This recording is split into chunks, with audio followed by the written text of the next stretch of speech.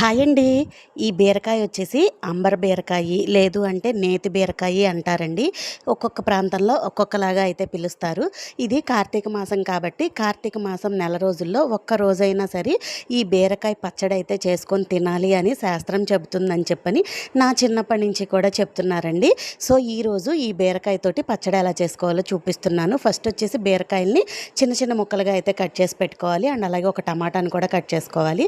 Stove on చేసుకొని కళాయి పెట్టుకొని ఒక గరిట ఆయిల్ వేసుకొని కారానికి తగ్గ పచ్చిమిర్చి వేసుకొని అవి కొంచెం ఫ్రై అయిపోయిన తర్వాత బీరకాయ ముక్కలు అండ్ అలాగే టమాటా ముక్కలు, కొద్దిగా చింతపండు, ఉప్పు వేసి మూత పెట్టుకొని ఆ మూత పైన కొన్ని వాటర్ పోసుకున్నాం అనుకోండి, ముక్కలు అనేవి అడుగంటకుండా చక్కగా ఉడికిపోతాయి అన్నమాట.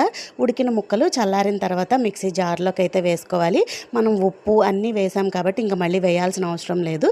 చక్కగా మిక్సీ పట్టుకొని ఒక గిన్నెలోకి తీసుకొని ఎండుమిర్చి, కరివేపాకు పోపు అయితే పెట్టుకోవాలండి. అంతే, పచ్చడి రెడీ.